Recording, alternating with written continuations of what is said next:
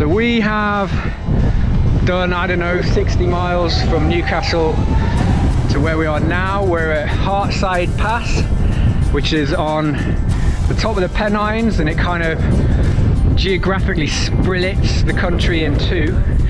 And over there you can see the hills of the Lake District, which is where we're headed on some wonderful, wonderful trails. I never thought I could shake this.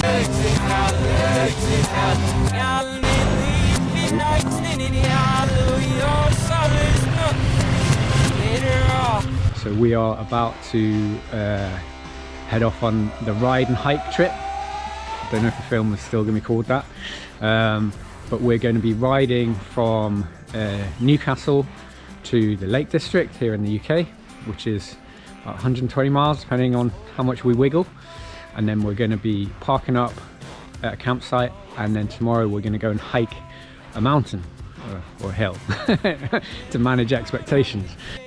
So the aim of this mini adventure was to see if we could mash together two things that we love: riding motorcycles on dirt roads and spending time in the great outdoors on foot, with the added challenge to see if we could do it with as little gear as possible, which meant that the Adventure Spec clothing that we were wearing had to work just as well on the bikes as it did up in the hills on foot. The bikes on the trip were the new Royal Enfield Himalayan 450, the Gas ES 700, the Honda CRF 300L, and the KTM 450 EXC. JB from TRF Trail magazine was on the Himalayan, Mark from the Lightweight Adventurers was on the ES 700, Jim from Adventure Spec was on the CRF 300L, and Greg from Adventure Spec, that's me, was on the KTM 450 EXC. Okay, so we are just at the edge of Slaley Forest, which has got some lovely trails in. I refer to this one as the Yellow Brick Road. We had the drone up and Mark was getting some nice shots, and JB's just been getting some model pose photos for the Adventure Spec catalogue. There's quite a few routes, and some of them have got seasonal TROs. So TRO is a traffic restriction order. So this one here, I don't know if you can see, it says no cars or motorcycles, except for motorcycles, between the 1st of May and the 30th of September. So there's a big gate there, so cars can't go down. And today is the 9th of May? I think it's the 8th or 9th of May. So this has just opened. The reason why the seasonal TRO is there is to protect the route. It's a beautiful route, it's quite soft. In the winter it can get very muddy and trashed, and so basically they're saying please come and use this route, enjoy it, but only do it when the conditions are right. And that's yeah, it's just a wonderful, is it wonderful? It's a necessary rule that we have here in the UK, and I think I personally I agree with it. Not all lanes and trails are suitable to be ridden all through the wet winter, and if this means that we can only use it in the summer rather than not at all, I'm fine with that. Okay, so you should have taken the right route, like Mark there, especially with the tall screen. We're going to have to manhandle this through. You're going to take all the weight? Alright, yeah, I've got some weight. Yeah. Right, down again. My bike if you need. Keep it down, that's it. Done it, isn't it? You're up? Yep.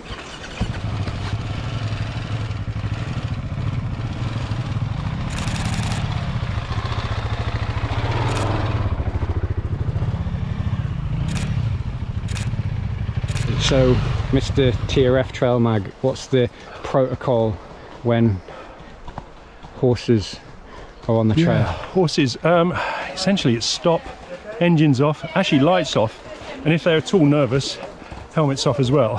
And it just sort of makes it nice, and also it's really nice to say hi. Hi there guys. Hi. Lovely day, isn't it? It is, yeah. Enjoy your day. Good horses. Look at that. It's just nice, isn't it? Nice to share. We dropped out of Slaley Forest and hit the road.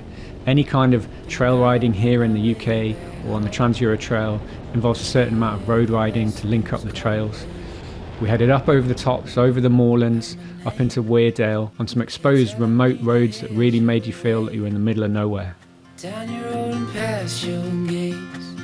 Keep your eyes on the horizon. So first time riding around in this little area, and it's been a bit of a pick and mix. We've been going from bike to bike and trying different things, and I've tried every single bike here apart from the 300, which I've tried before. And it's so interesting to see all the different styles of bike and then understand how the other people are riding on all the lanes. You know, we've got such a mix from the 450, which is proper dialed in, to the 700, which is 50-50, the 300, and then the Hemi, which I like off-road. Not a massive fan on road. I think I want to ride it more. Yeah, it's a lot of fun. I've never done anything like this. Look at them.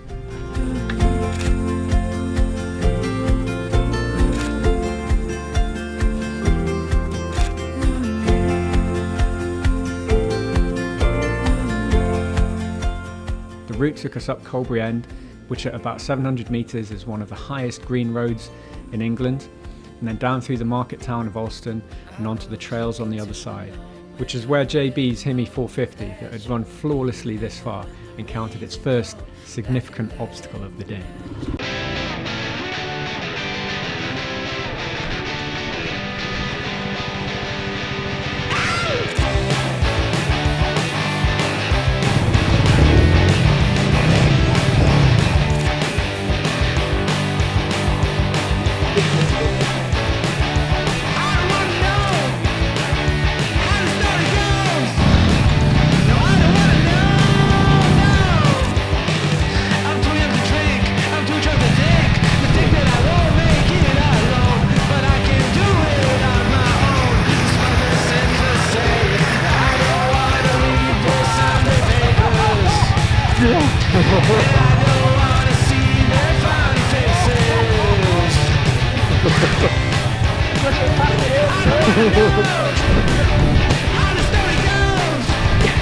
Oh, it's all about commitment when you got to take a video. I didn't want to knock him off, so I had to take the hit myself.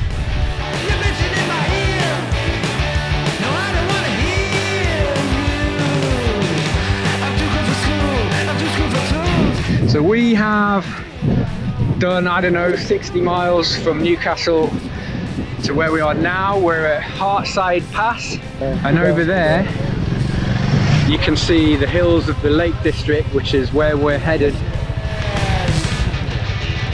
As we headed down into Cumbria on the west side of the Pennines, the sun really started beating down on us.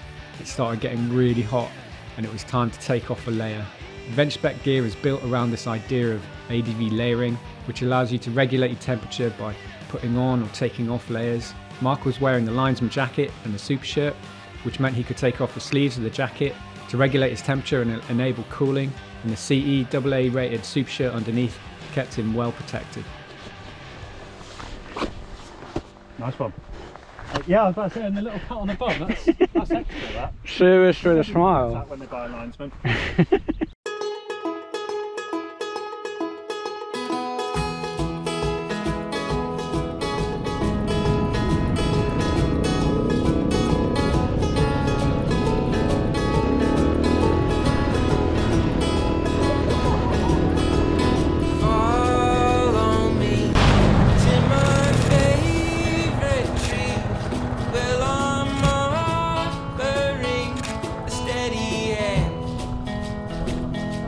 Boys will be boys. He's an absolute child. He's an absolute child. I was trying to gently ride along, enjoy the sunshine, the views. Muggins here, not a chance.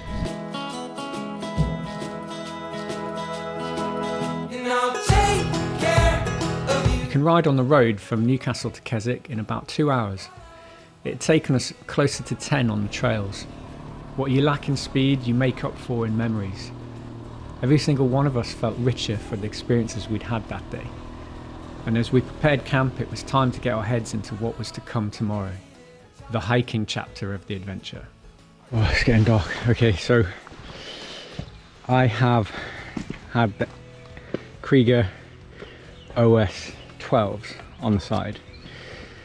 So all my camper gear is in the giant loop roll bag on the top.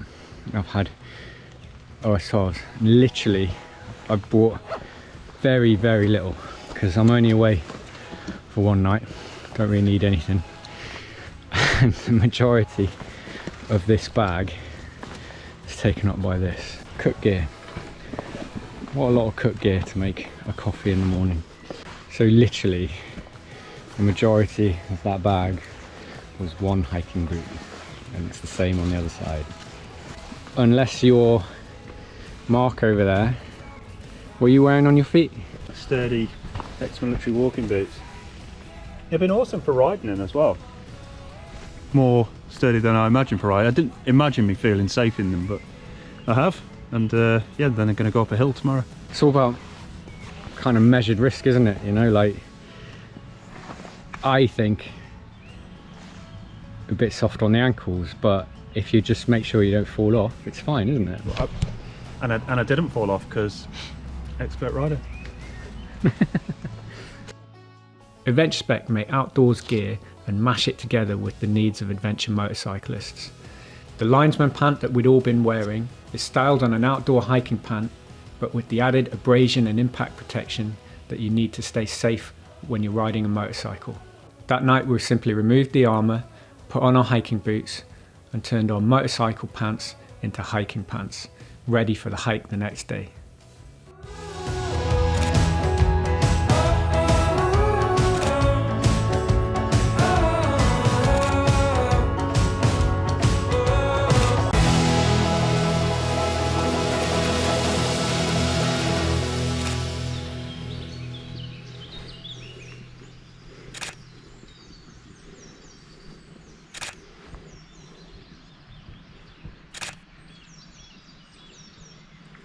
So I've taken my DMD T665 nav phone off the bike. I normally use this with DMD drive mode dashboard on the bike, wonderful navigation app, and it's now in hand, fully charged in hand, and I'm using OS Maps for the hike today. We could, if that gets too strenuous, we can go up here and we can cut onto the route that way and then go towards Cat Bells. Is it bad that I'm stood in the shade with sunglasses on the flat with the sunglasses on? I'm a warm, yeah. So the first part of this walk is straight up, so I think we'll all be shedding our Baltic mid layers quite quickly. It's already hot, it's 9 in the morning. Whew. There are a couple of different ways of getting up the hill. One was a long, gentle, meandering route that's very popular with tourists. Our egos got the better of us and we opted for the straight up scramble route.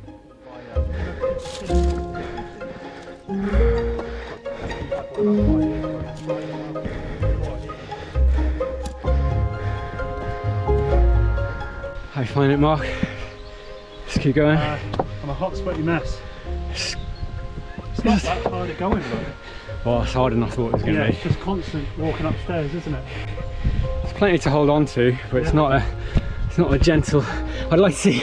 I don't think Claire Balding would take this route, but.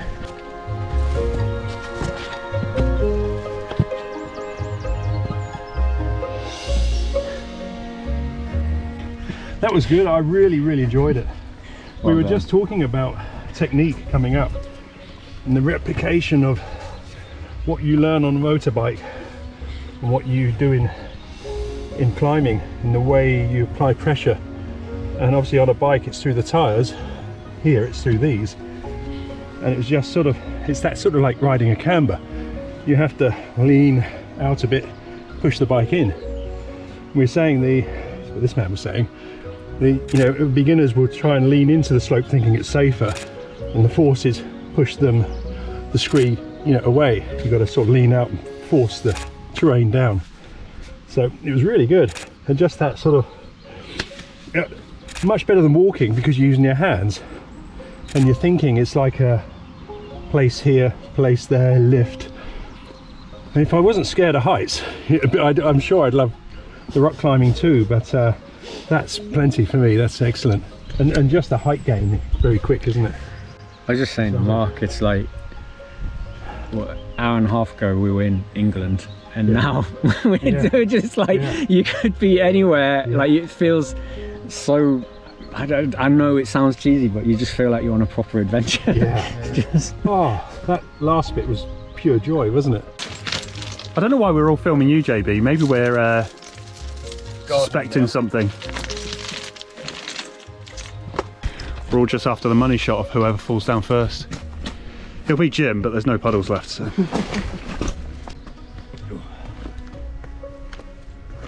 Here's what happened to the last JB that came up here. How's your bone ID? I reckon it's a sheep. That's quite long though, isn't it? But yeah, I would say it's a sheep that probably fell off the cliff.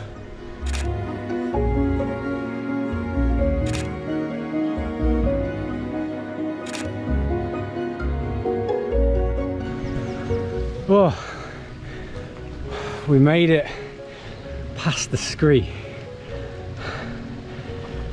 That was spicy, but good fun.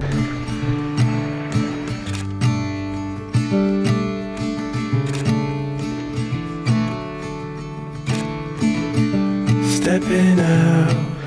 Oh man. We're up onto the ridge and we have the first sign of other people. I think small aircraft are going to be avoiding us soon because we've been climbing that long. So we're on like the ridge that goes across Cat Bells, High Spy, and I'll wait for Jim. We'd made it to the top and there was one more surprise still in store. Previous day I'd caught Jim buying some secret supplies in the supermarket. But what had he been planning to make for us? Is it hot pot? I'll go for an Uncle Ben's rice meal. Making a paella? Make an omelette. Oh, that's getting closer though. Is it? Yeah, getting closer. Oh. So you all got a roll each. Baguette incoming. Then we have a bottle of wine. Then we have some cheese. Fondue! Fondue! Fondue! Up on the hill!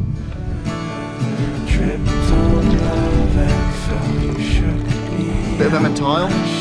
Bit of mozzarella.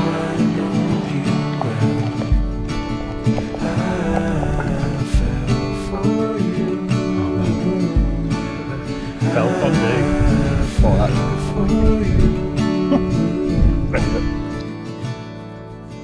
The ride and hike experiment was over. With full bellies, we made our way down Cat Bells on the well-worn tourist route. We'd ridden and hiked with minimal gear and crammed a huge amount of big adventure memories into the last 48 hours. One of the best things about adventure motorcycling is that the adventure can start at your front door. We'd made the journey from Newcastle to the Lake District as much fun as the hike up the hill itself. We use our bikes to experience wonderful wild places, and sometimes there's more to explore.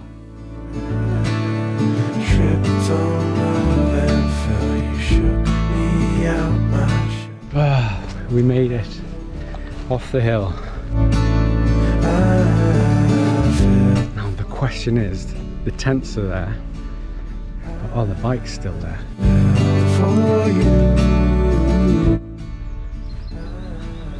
Whee! 1, 2, 3, 4. We're all good.